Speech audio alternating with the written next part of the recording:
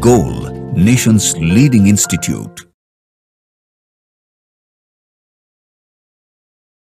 Hello everyone, this is Saurav Kumar here, Chemistry Faculty, Goal Institute. In this video, I am going to discuss organic chemistry part of spot test 14. ये paper देख करके तो मुझे लग रहा है कि आपका टेस्ट बहुत ही अच्छा गया होगा, बहुत अच्छा स्कोर कर रहे होंगे, क्योंकि ऑर्गेनिक केमिस्ट्री की बातें करें तो बहुत ही आसान क्वेश्चन डायरेक्ट एनसीईआरटी से लिया गया है। लेकिन यही आपको लेवल रह सकता है जो नीट एग्जाम होने वाले हैं, उसी में आपको इसी टाइप के क्वेश्चन आ सकते हैं। तो आप एनसीईआरटी में जितने भी रिएक्शंस दिए हुए हैं, जो भी फिजिकल प्रॉपर्टीज दिए हुए हैं, सारे को बहुत अच्छे तरीके से आप रिवाइज करके रहिएगा, ठीक है। इसी तरह के क्वेश्चन आप लोगों को पूछे जा सकते हैं नीट एग्जाम जो होने वाले हैं। अभी देखेंगे सबसे पहले क्वेश्चन नंबर 53। क्वेश्चन नंबर 53 कितना आसान है, आपसे पूछा जा रहा है कि which of the following compounds will not undergo Hoffmann bromide reaction. सबसे पहली बात तो याद रखना कि हॉफमैन ब्रोमाइड डिग्रेडेशन किसका होता है, प्राइमरी एमाइड का होता है।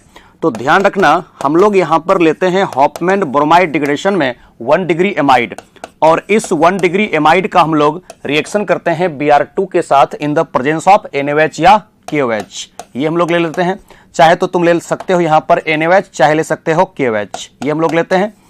तो होता क्या है, ये C डबल बॉन्ड O यहां से हट जाता है, और C डबल बॉन्ड O हटने के बाद RNH2 का फॉर्मेशन करेगा, यानी कि प्राइमरी एमाइड से फॉर्मेशन करता है प्राइमरी एमीन। बस ये बीच में से C डबल बॉन्ड O को हटा करके R के साथ NH2 को ऐड करते हैं। मतलब ये जो दिया हुआ है 2 डिग्री एमाइड, तो 2 डिग्री एमाइड में कभी भी हॉफमैन ब्रोमाइड डिग्रेडेशन नहीं होगा। देख सकते हो इस नाइट्रोजन से 2 कार्बन है, यह है प्राइमरी एमाइड, इसमें होगा क्योंकि यहां पर एक नाइट्रोजन से एक ही कार्बन है, यहां भी नाइट्रोजन के साथ एक ही कार्बन है, तो ये प्राइमरी एमाइड है, ये भी प्राइमरी एमाइड है।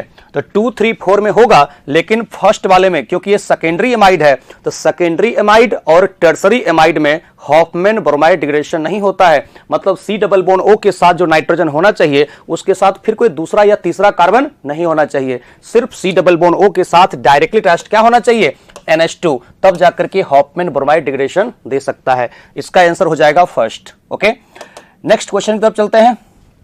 56 बहुत आसान क्वेश्चन है, फिर से एक बार। Which of the following gives positive test with 2,4-DNP। 2,4-DNP कहने का मतलब हुआ 2,4-डाइनाइट्रोफिनाइल हाइड्रोजन। तो खुद यहां पे सोचो कि 2,4-डाइनाइट्रोफिनाइल हाइड्रोजन के साथ टेस्ट कौन देता है, जितने भी एल्डिहाइड और कीटोन होता है सबके सब देता है, ठीक है। तो कहीं पे एल्डिहाइड या कीटोन है कि नहीं, उसको अगर पता करना है, डिटेक्ट करना है, आइडेंटिफाई करना है, कैरेक्टराइजेशन करना है, तो 2,4-DNP का यूज करते हैं। तो 2,4-DNP टेस्ट, ये कीटोन है, ये बिल्कुल देगा, तो कीटोन यहां पर देता ही है। ए वाला देगा, बी वाला भी कीटोन है, बिल्कुल देगा, सी वाला एल्डिहाइड है, डी वाला भी एल्डिहाइड है। तो जितने भी एल्डिहाइड और कीटोन होगा वो सबके सब 2,4-DNP टेस्ट देता है। इसलिए हम लोग जानते हैं कि 2,4-DNP यानी कि 2,4-डाइनाइट्रोफिनाइल हाइड्रोजन का इस्तेमाल करते हैं डिटेक्शन, आइडेंटिफिकेशन या कैरेक्टराइजेशन ऑफ एल्डिहाइड और कीटोन के लिए, यानी कि 56 का आंसर यहां पर हो जाएगा तुमको 4। ओके, अब देखो नेक्स्ट क्वेश्चन की तरफ हम लोग चलते हैं। Question number 59, among following compound which gives haloform test. चाहे हेलोफॉर्म टेस्ट लिखे, चाहे तुमको यहां पर लिखे आइडोफॉर्म टेस्ट, ठीक है। हेलोफॉर्म टेस्ट चाहे आइडोफॉर्म टेस्ट, और जानते हो कि ये तो देगा नहीं, एल्काइल हैलाइड तो देता नहीं हेलोफॉर्म टेस्ट, वो तो पहले हटा दो। अब तुमको पता है कि ऐसा एल्डिहाइड कीटोन जहां C डबल बॉन्ड O के साथ डायरेक्टली अटैच्ड एटलिस्ट 1 मिथाइल होता है, वही देता है आइडोफॉर्म टेस्ट, यानी हेलोफॉर्म रिएक्शन पॉजिटिव। उसके बाद एल्कोहल कैसा होना चाहिए, तो एल्कोहल में जिस कार्बन पे OH होना चाहिए उसी पे एटलिस्ट 1 हाइड्रोजन और 1 मिथाइल होना चाहिए। तो एल्कोहल का ऐसा सिचुएशन होना चाहिए, एल्डिहाइड कीटोन का ऐसा होना चाहिए। तो यहां C डबल बॉन्ड O के साथ मिथाइल है, मतलब यहां पे हेलोफॉर्म रिएक्शन यानी आइडोफॉर्म टेस्ट पॉजिटिव होगा। सेकंड वाले में नहीं होगा क्योंकि C डबल बॉन्ड O के साथ मिथाइल नहीं है, ना लेफ्ट है ना राइट है, कहीं नहीं है। एल्कोहल में क्या है, यहां H है लेकिन कोई मिथाइल है क्या, नहीं। तो जिस कार्बन पे OH है एल्कोहल में, वहां एटलीस्ट 1 हाइड्रोजन और 1 मिथाइल होना नेसेसरी है, जो कि यहां है नहीं, दोनों साइड इथाइल है। बाद बाकी वो तो देगा नहीं, एल्काइल हैलाइड है, यानी कि 59 का आंसर हो जाएगा 1, क्योंकि C डबल बॉन्ड O के साथ जहां मिथाइल है वही हेलोफॉर्म रिएक्शन या आइडोफॉर्म टेस्ट दे सकता है, ठीक है। तो फर्स्ट हो गया आंसर इसका। उसके बाद देखो 59 के बाद आते हैं 62, ये तो कार्बाइलेमिन टेस्ट है, यानी कि आइसोसाइनाइड टेस्ट जो तुम लोग पढ़ते हो ना, कार्बाइलेमिन रिएक्शन, ये तुमको दिया हुआ है प्राइमरी एमीन, और इस प्राइमरी एमीन का रिएक्शन दिया हुआ है क्लोरोफॉर्म के साथ। तो कह रहा है कि X की जगह पे क्या होगा, यहां पर कितना KOH का इस्तेमाल होता है। देख सकते हो कितना क्लोरीन है इसके पास, 3। तो 3 क्लोरीन है, इसलिए इस्तेमाल यहां पर होता है 3 KOH। 3 मॉलिक्यूल KOH यहां पे यूज होता है और बनता है आइसोसाइनाइड। तो ये जो दिया हुआ है इथेनामाइन, तो उसका बन गया पहले इथाइल आइसोसाइनाइड और साथ में यहां पे बाहर हो जाता है 3 KCl और 3 H2O। यानी कि इसमें आंसर इसका हो जाएगा X की जगह पे 3 यहां पे ले सकते हो। तो 62 का आंसर यहां पर हो जाएगा तुमको सेकंड। ठीक है, अरे एनसीईआरटी का डायरेक्ट है, तुम एमीन चैप्टर में जाओ, वहां पे कार्बाइल एमीन रिएक्शन या आइसोसाइनाइड टेस्ट दिया हुआ है। तो X की जगह पे यहां पे 3 हम लोग ले सकते हैं, KOH या NaOH, साथ में 3 KCl 3 H2O ये सब बाहर होता है और NH2 कन्वर्ट होता है NC में। बहुत ही ज्यादा गंदा, बहुत ही बैड स्मेल होता है इस आइसोसाइनाइड का। ठीक है, ओके। उसके बाद देखो नेक्स्ट क्वेश्चन पे चलते हैं। The decreasing reactivity orders towards nucleophilic addition reaction. तुम जानते क्या हो कि न्यूक्लियोफिलिक एडिशन रिएक्शन का रेट क्या होता है? Rate of nucleophilic addition reaction जो होता है वो इनवर्सली प्रोपोर्शनल किसके होते हैं? स्टेरिक हिंड्रेंस के। यही होता है ना, पहले भी ये सब हम लोग डिस्कस कर चुके हैं। और जब स्टेरिक हिंड्रेंस सेम हो जाता है तब हम लोग कहते हैं डायरेक्टली प्रोपोर्शनल -I -M और इनवर्सली प्रोपोर्शनल होता है +I +M के। बात खत्म। अब देखो इथेनॉल का मतलब क्या होता है? इथेनॉल का मतलब हो गया एसिटल्डिहाइड, 2 कार्बन का हो गया। उसके बाद प्रोपेनॉल का मतलब हो गया 3 कार्बन का, यानी कि ये हो गया प्रोपेनॉल। और प्रोपानॉन का मतलब हो गया CH3, C double bond O के साथ CH3।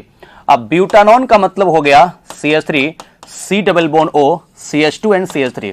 देखो जब भी इस प्रकार के क्वेश्चन को सॉल्व करना हो, जहां पर लैंग्वेज में नाम लिखा हुआ है सिर्फ, तो स्ट्रक्चर पहले जरूर ड्रॉ किया करो और फिर सॉल्व किया करो, नहीं तो गलती होने का संभावनाएं ज्यादा होती है। तो पहले इसको ओपन करो तो देखोगे यहां C डबल बॉन्ड O के एक साइड हाइड्रोजन है, दूसरे साइड मिथाइल है।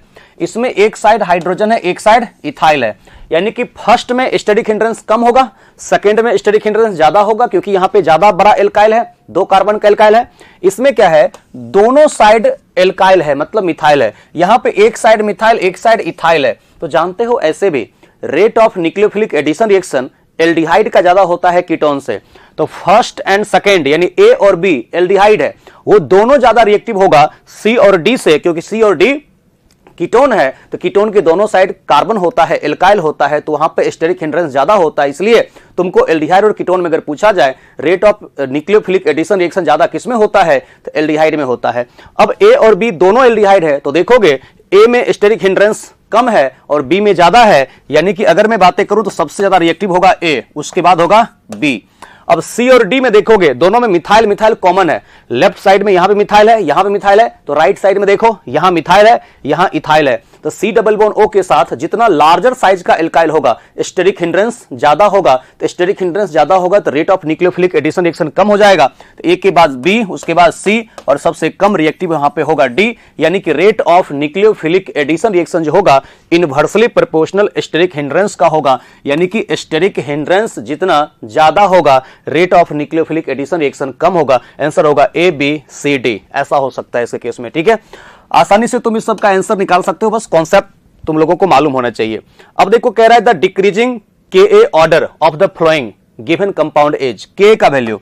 तो तुम लोग जानते क्या हो, acidic strength directly proportional Ka का होता है और इनवर्सली प्रोपोर्शनल Pk का होता है। मेरे को पूछ रहा है इसमें K का वैल्यू, Pk का नहीं पूछ रहा है। तो K का वैल्यू निकालने के लिए आप लोगों को कुछ नहीं करना है, कुछ यहाँ पे न्यूमेरिकल वगैरह सॉल्व नहीं करना है, यहाँ पे सिर्फ एसिडिक स्ट्रेंथ निकालना है।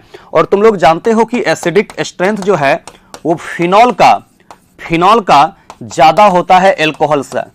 फिनॉल में भले तुम लगा दो डोनर, फिनॉल में भले तुम डोनर लगा दो, फिर भी फिनॉल ज्यादा एसिडिक होगा एल्कोहल से, क्योंकि इसका जो कंजुगेट बेस बनेगा रेजोनेंस स्टेबलाइज्ड बनेगा, पता है ना।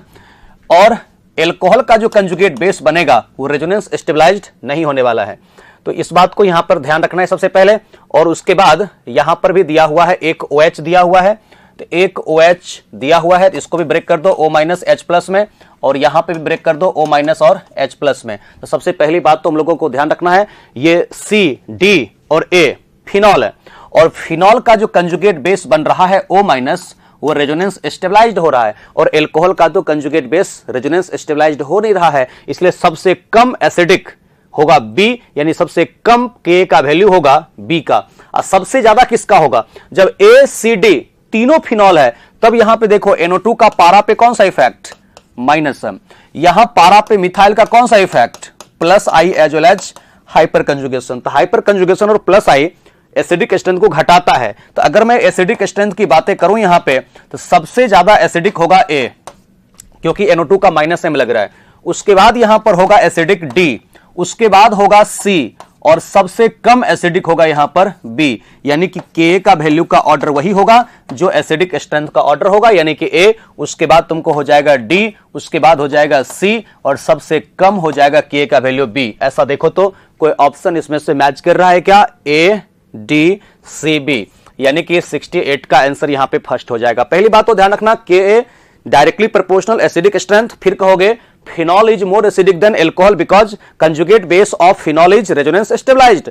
भले यहां पे प्लस आई लग रहा है, फिर भी वहां पे ज्यादा एसिडिक होगा एल्कोहल के रिस्पेक्ट में, ठीक है, क्योंकि कंजुगेट बेस रेजोनेंस स्टेबलाइज्ड है। उसके बाद जब ए सी डी तीनों यहां पे फिनॉल है, तब देख लेना directly proportional minus I minus M, inversely proportional plus I plus M. ये तो तुम जानते हो कि एसिडिक स्ट्रेंथ जो होता है वो directly proportional minus I minus M और inversely proportional plus I plus M. बात खत्म।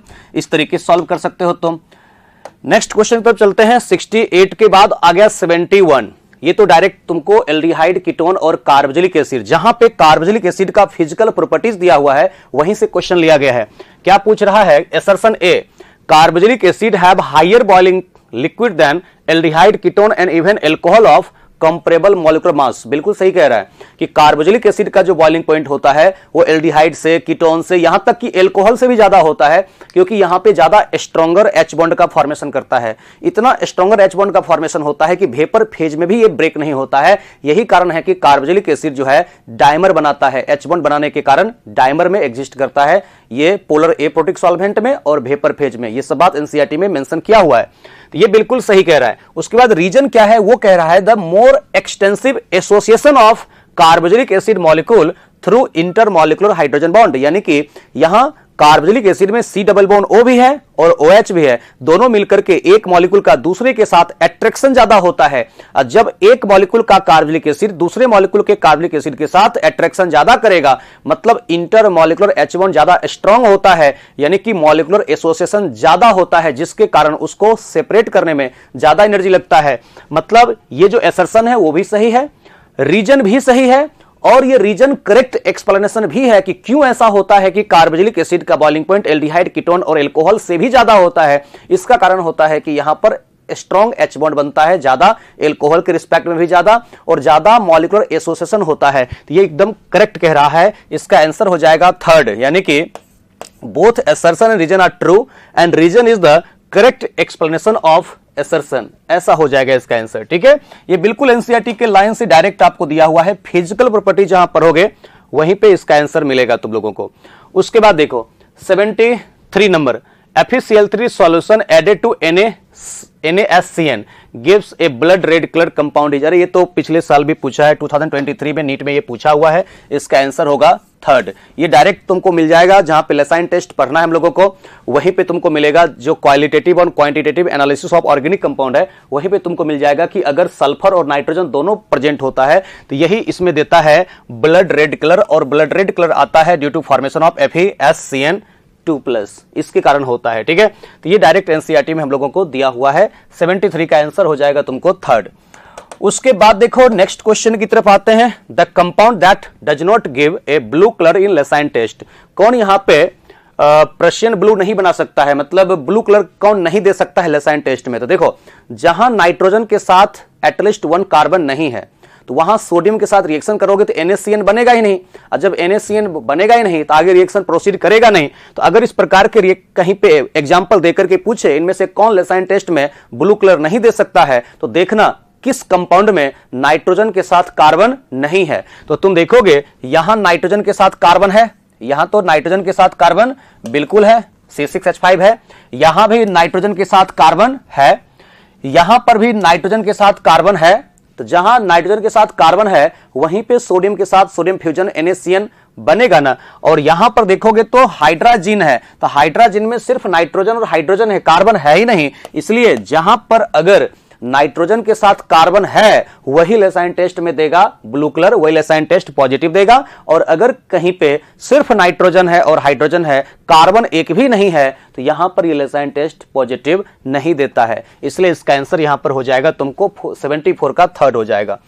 ठीक है, उसके बाद देखो नेक्स्ट एग्जांपल 74 के बाद आते हैं इटाड रिएक्शन है 80 नंबर।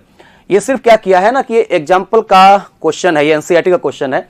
यहां पे आप तुम पढ़े होंगे कि जब हम लोग टॉलिन का रिएक्शन करवाते हैं क्रोमाइल क्लोराइड के साथ, तुम लोगों ने पढ़ा होगा, इस तरीके से दिया हुआ है टॉलिन।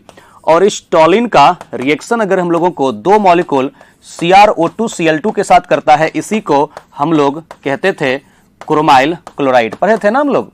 अब क्रोमाइल क्लोराइड के साथ reaction in the presence of CH2 यानी कि नॉन पोलर सॉल्वेंट यानी कि CCl4 भी ले सकते हो। तो यहीं पे एक बना था पहले क्रोमियम कॉम्प्लेक्स जिसमें कि CHO CrOH Cl2 का होल 2, नहीं ये इंटरमीडिएट भी हम लोगों को पूछा जा सकता है बच्चों, इसको ध्यान रखना। इसी को हम लोग कहते हैं क्रोमियम कॉम्प्लेक्स। और जब इस क्रोमियम कॉम्प्लेक्स का हम लोगों ने एसिडिक हाइड्रोलिसिस किया था तो यही फाइनली यहां पर जो फॉर्मेशन करता था वो करता था बेंजल्डिहाइड, यही हुआ था ना। तो इसमें आपको क्या किया है, सिर्फ पारा पोजीशन पे नाइट्रो को लगा दिया है, तो पारा पोजीशन पे सिर्फ नाइट्रो को लगा दिया है, तो पारा पोजीशन पे सिर्फ नाइट्रो को रख दो, आंसर अपने आप आ जाएगा। ये जो रिएक्शन है इसी को हम लोग इटाड रिएक्शन कहते हैं कि जब टॉलिन को क्रोमाइल क्लोराइड के साथ रिएक्शन करवाते हैं in the presence of non polar solvent और फॉलोड बाय हाइड्रोलिसिस, तो यहां पर बेंजल्डिहाइड का फॉर्मेशन होता है। पारा पे नाइट्रो है, इसके रिस्पेक्ट में ऑर्थो मेटा पारा पे नाइट्रो रहेगा ही, इसलिए पारा नाइट्रो बेंजल्डिहाइड हो जाएगा। और तो आंसर कोई होगा नहीं, कार्बोक्सिलिक एसिड बनता नहीं है इस रिएक्शन में, इसलिए सेकेंड थर्ड फोर्थ तो होगा नहीं, इसका आंसर हो जाएगा फर्स्ट। ठीक है, इटाड रिएक्शन आप पढ़ना।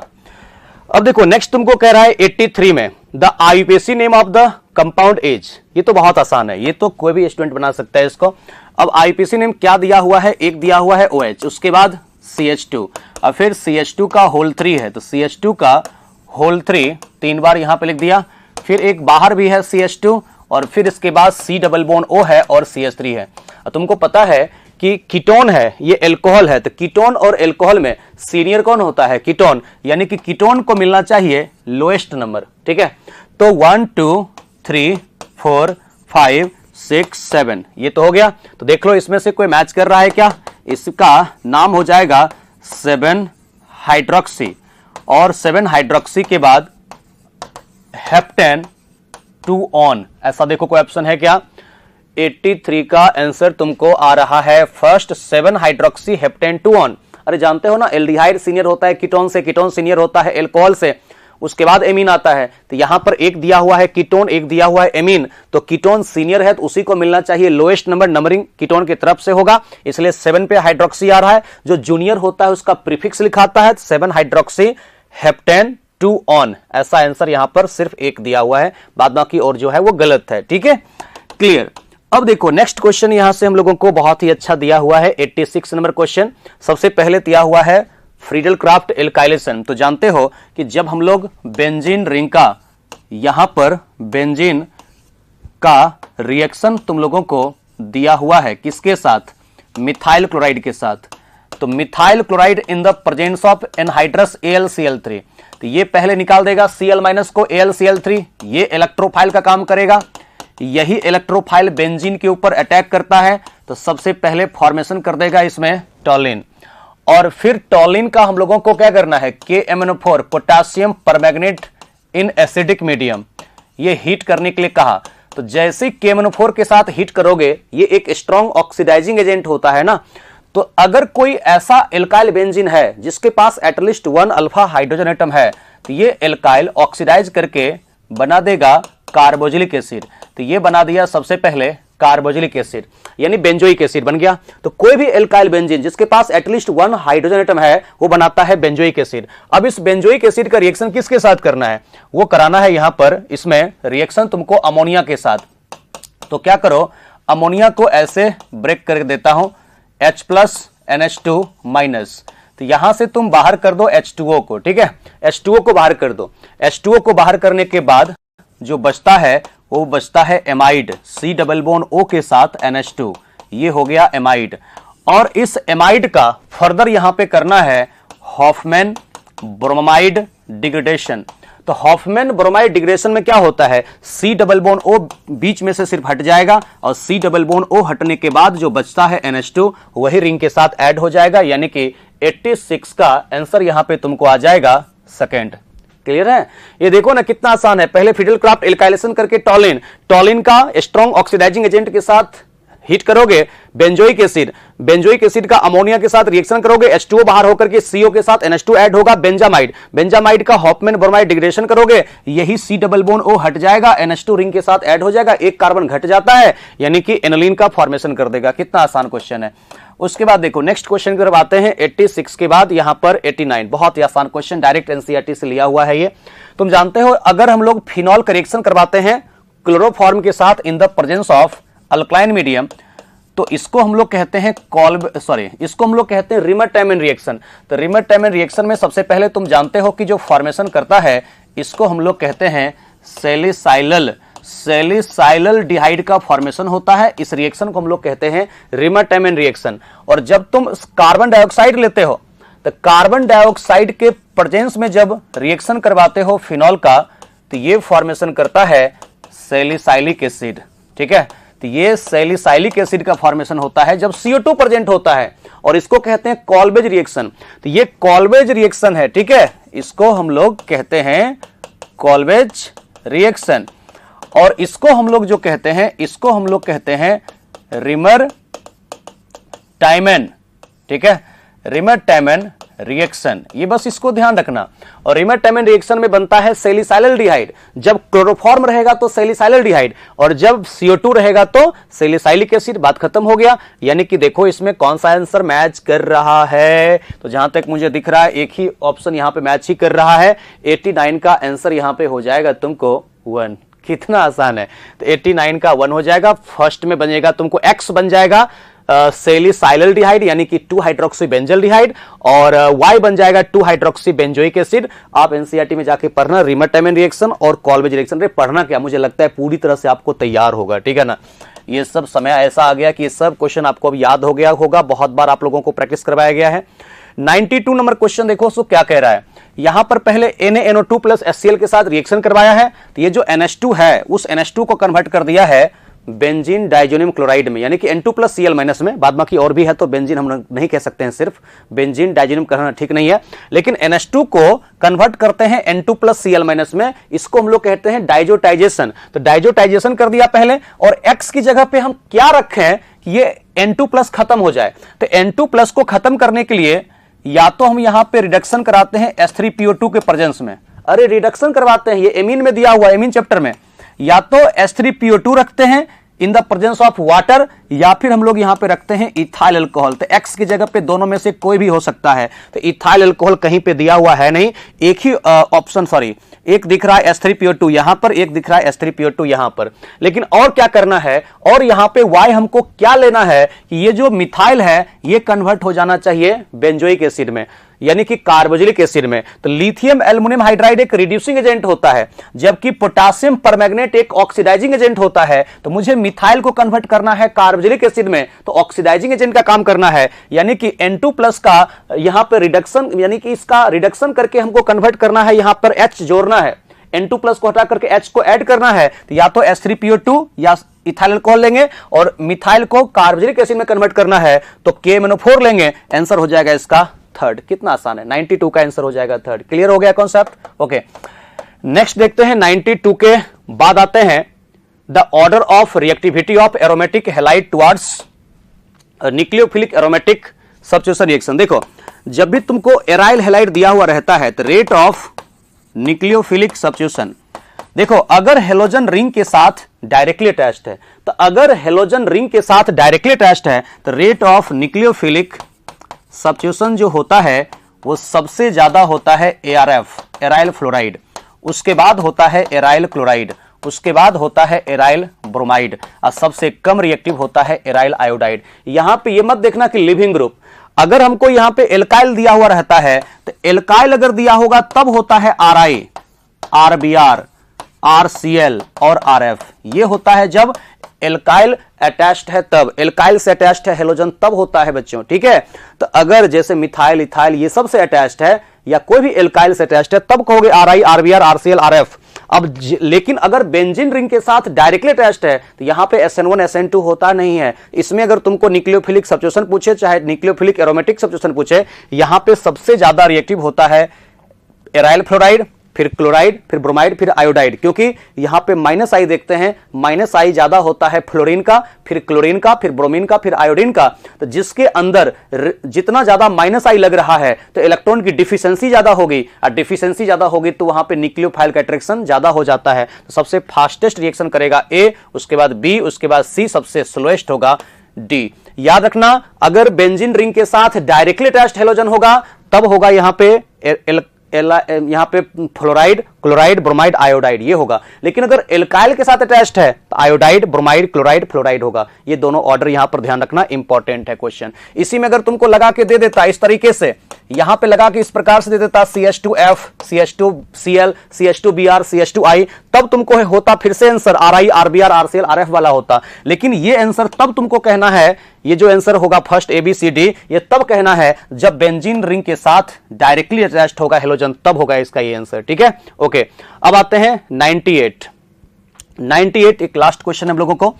The incorrect statement about fructose is, कौन यहां पे गलत है? It is ketohexoses. बिल्कुल तुम जानते हो कीटोहेक्सोजेज होता है क्योंकि यहां पर CH2OH होता है, C डबल बॉन्ड O होता है, फिर यहां पे OH होता है, H होता है, फिर C के साथ OH होता है, H होता है, फिर यहां COH होता है, H होता है, फिर यहां पे CH2OH होता है। तो 1 2 3 4 5 6 ये कीटोन होता है और 6 कार्बन होता है, तो कीटोहेक्सोजेज होता है, ये बिल्कुल करेक्ट है। उसके बाद it exist in the 2 cyclic form which is obtained by the addition of OH at C5 to the C double bond O group. पता है यहां पर ये है 1, ये है 2, ये है 3 4 5 एंड 6, यही C2C5 यहां पर रिएक्शन होता है और रिंग का फॉर्मेशन कर देता है, ठीक है। तो रिंग का फॉर्मेशन बिल्कुल होता है, आप जानते हो एक अल्फा फॉर्म एक बीटा फॉर्म, तो ये बिल्कुल करेक्ट कह रहा है। और OH का जो C डबल बॉन्ड O के साथ होता है एडिशन, वो कौन सा OH? तो कार्बन नंबर 5 का जो OH है उसका एडिशन होता है C डबल बॉन्ड O के साथ। बायोमॉलिक्यूल्स में देखना 2 आपको दिया होगा, उसमें तुमको फ्रक्टोज का स्ट्रक्चर एक अल्फा एक बीटा दिया होगा। It exist as 5 member ring, बिल्कुल सही है। और वो 5 मेंबर रिंग होता है ना, फ्यूरानोज, फ्यूरान वाला रिंग, तो वो यहां पर करेक्ट कह रहा है। It is named as furanose as its contain 2 oxygen, गलत। एक होता है ऑक्सीजन और उसके बाद 1 2 3 4 होता है कार्बन, ठीक है ना। तो it name as furanose at it contains 2 oxygen and 6 carbon, ये गलत कह रहा है, बिल्कुल यहां पे गलत कह रहा है। तो इसका आंसर यहां पर जो होगा वो 4 होगा, क्योंकि यहां पे 4 होता है कार्बन और 1 होता है ऑक्सीजन, ठीक है। आप बायोमॉलिक्यूल्स में जाकर के इसको देखोगे, तुमको यहां पर मिलेगा, इसका आंसर दिया हुआ है इस तरीके से, जहां तक मैं देख पा रहा हूं। अब इसके आगे तुम लोगों को दिया हुआ इसका क्वेश्चन है नहीं, ये पूरा का पूरा सॉल्यूशन हम लोगों को हो चुका है। इसका आंसर तो हो जाएगा 4। तो उम्मीद करता हूं आपका टेस्ट बहुत अच्छा जा रहा होगा। यहां से कुछ एक्स्ट्रा करने की जरूरत नहीं है, जितना आप अभी तक टेस्ट दिए हो उसी का आप बार बार रिवीजन करो। एनसीईआरटी में जितने भी रिएक्शंस दिए हुए हैं उसको बहुत अच्छे तरीके से अब यहां पे समझ करके और याद करते चलो, बहुत काम आएगा आप लोगों को। Okay, thank you.